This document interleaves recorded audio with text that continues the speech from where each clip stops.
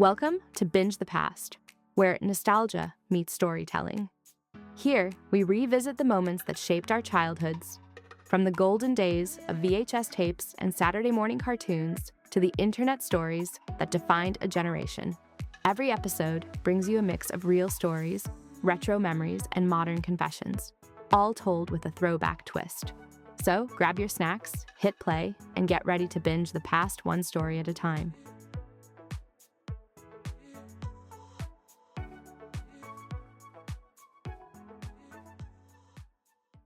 If you grew up in the late 90s or early 2000s, then you probably remember what a Friday night used to feel like. There was no scrolling through apps, no streaming recommendations, no continue watching tab. There was just one goal: pick a movie before someone else rented it first. In my small hometown, Friday nights meant one thing: Blockbuster. That glowing blue and yellow sign felt like a beacon in the night. Even from blocks away, you could see it humming above the parking lot, promising 2 hours of laughter, popcorn, and a new escape from reality. My friends and I had a ritual. After our part-time jobs, we'd meet at the Sonic across from the highway. Amy would already be sitting on the hood of her mom's silver Toyota, sipping her cherry limeade, while Jessica showed up fashionably late, blasting Lil Wayne through blown-out car speakers. We'd talk about absolutely nothing: who was dating who, which teacher we hated that week, before one of us inevitably said, "All right, y'all ready?" That was the cue. It was time for Blockbuster. There was something about that automatic door sound, that little whoosh when you stepped inside, that triggered instant serotonin. It smelled like a mix of carpet cleaner, Twizzlers, and brand new plastic. The air conditioning was always set too cold, and the floors had this weird squeak that echoed between the aisles. Amy would head straight for the drama/romance wall. Jessica would make a beeline for the video game section, and I'd just walk slowly, pretending to browse but secretly soaking in everything: the flickering fluorescent lights, the movie posters, the chatter of parents bargaining with their kids over candy. Looking back now, that was the beauty of it. You didn't rush at Blockbuster. You wandered. You discovered. It was one of the few places in town where time didn't seem to matter. You could spend 30 minutes reading DVD synopses you had no intention of renting, and no one judged you for it. Every Friday was a battle of taste. Jessica always wanted action or horror, the bloodier the better. Amy demanded romance or teen comedies. I was the tiebreaker, usually leaning towards something nostalgic or funny. "You're telling me we're watching The Notebook again?" Jessica would groan. "You're telling me you're still scared of The Ring?" She'd snap back. And somehow, I'd always end up holding the middle ground, 2 DVDs in hand, one chick flick and one comedy, like a referee trying to maintain world peace. Sometimes we'd end up renting the same movies 3 weeks in a row just because we couldn't agree on anything new. And honestly, that was fine. It wasn't even about the movie anymore. It was about the ritual, the arguments, the laughter, the weird snacks, the way we'd peek into other people's baskets just to judge their choices. It was all part of the fun. Then came that one summer night in 2009. The air outside was heavy and warm, and the sky had that hazy orange tint that only July brings. I remember we pulled into the parking lot, laughing about something Jessica had said when Amy stopped mid-step. "Wait, what's that?" she asked. Right there, taped to the glass doors, was a big red poster that read, "Store closing. Everything must go." I froze. For a second, it didn't even register.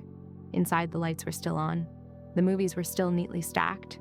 The candy still looked perfectly normal, but the vibe had changed completely. Mr. Gary, the manager, stood behind the counter with his arms crossed, looking like someone had just told him his dog ran away. I asked him, "Is this for real?" He nodded slowly. "Yeah," he said. "Corporate's shutting us down. Whole district, actually. They said streaming's taking over." "Streaming?" I repeated. "Like Netflix?" He shrugged. "Guess so." People don't rent much anymore. I looked around the store, the same store I'd been coming to for nearly a decade, and it suddenly felt smaller. The magic was gone. We didn't say much after that. We just grabbed a few movies: Mean Girls for me, The Notebook for Amy, Superbad for Jessica.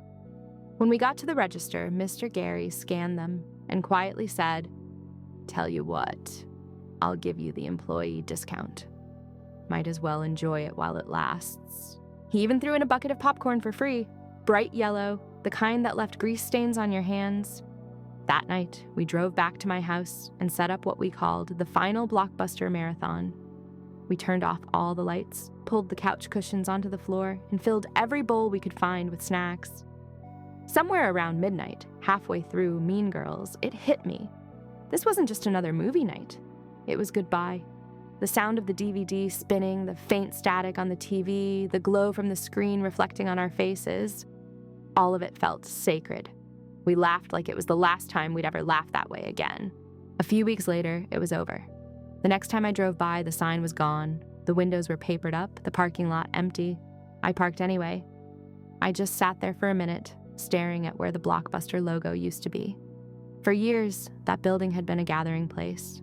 Families, couples, kids, everyone went there. There's something eerie about seeing a place that was once so full of life just gone. I thought about Mr. Gary, about where he'd end up working. I thought about the employees who used to recognize us every week and joke about our predictable movie picks. And then I realized that was the first time in my life something familiar had truly disappeared. Not changed, not updated, not renovated. Gone. A few months later, a gym opened in its place. Bright LED lights, shiny treadmills, protein shake signs plastered on the windows. And every time I drove past it, I couldn't help but think, you can't work out your way into nostalgia. It just didn't fit.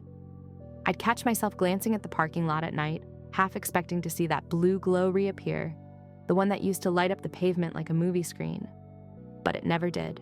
Years later, I started to realize that Blockbuster had taught us more than we realized at the time. It taught us patience, waiting for new releases to be returned so we could finally rent them. It taught us compromise, learning to share the decision-making with friends and family.